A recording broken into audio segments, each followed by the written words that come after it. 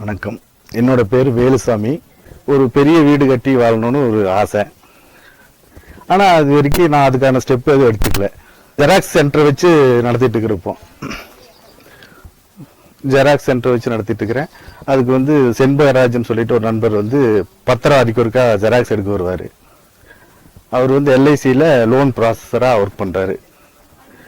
நல்லா நட்போடு பழகுவார். ஒரு தடவை வாடகை வீட்டில் இருக்கீங்களே, நீங்கள் ஒரு சொந்த வீடு கட்டலாம்ல அப்படின்னு ஒரு ஐடியா சொன்னார்.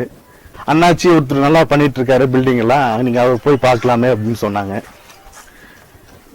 சரி பார்க்கலாம் அப்படின்னு சொல்லிட்டு ஒரு தடவை ஒரு சண்டே போய் பார்த்தேங்க.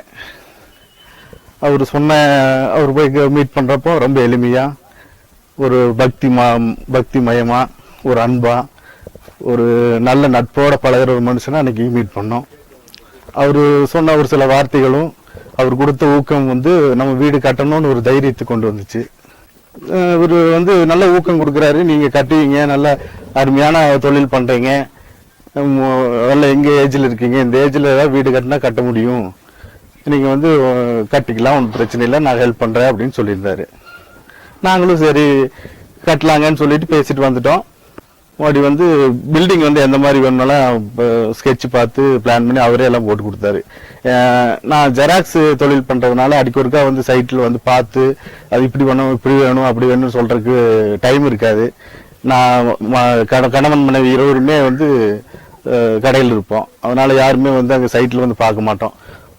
முழுமையாக அவரே இருந்து நம்ம கூட இருந்து பில்டிங் கட்டினா எப்படி கட்டுவாங்களோ அதை விட ஒரு பங்கு மேலாக இருந்து போட்ட மெட்டீரியல் ஆகட்டும், நம்ம நினைச்ச இதில் விட நல்லபடியாக போட்டு எங்களுக்கு நல்லபடியாக கட்டி கொடுத்தாரு.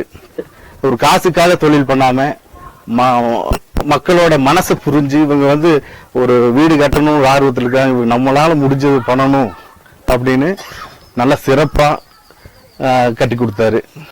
வீடு பேரும் பெற்றேன் அப்படின்னு சொல்றேன்னா, வீடு கட்டுறது எந்த கன்ஸ்ட்ரக்ஷன் வேணா கட்டி கொடுப்பாங்க. அதுல பேரும் எனக்கு கிடைச்சது.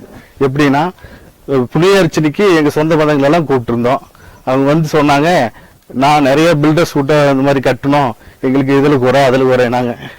ஆனா அண்ணாச்சி வீட்டை கட்டின பில்டிங்ல எல்லாமே நிறைய இருந்துச்சு. வந்தவங்க எல்லாம் பாராட்டினாங்க. நல்ல தரமா போட்டிருக்காங்க, நல்ல மெட்டீரியல் யூஸ் பண்ணியிருக்காங்க, கதவும் நல்லா இருக்கு, கேட்டு நல்லா இருக்கு, ஜன்னல் நல்லா இருக்குன்னு ஒவ்வொருத்தரும் சொல்றப்போ மனசு அப்படியே பூரிச்சு போச்சு. நம்மளும் நல்ல வீடா கட்டியிருக்கிறோம் அப்படின்ட்டு. மொத்தமாகவே அந்த சைட்டுக்கு நான் ஒரு 10 தடவை தான் போயிருப்பேன். பில்டிங் கன்ஸ்ட்ரக்ஷன் நடக்கிறப்போ 10-12 தடவை தான் போயிருப்பேன். ஆனா பில்டிங் ஒவ்வொரு தடவை போறப்போ வளர்ந்து வரும். வளர்ந்து வர பார்த்தோன்னா என் மனசுல அப்படியே ஒரு பூரிப்பா இருக்கும், சந்தோஷமா இருக்கும். குழந்தைகளுக்கும் என் மனைவிக்கும் அந்த வீடு கட்டுனதுல முழு திருப்தியா இருந்துச்சு.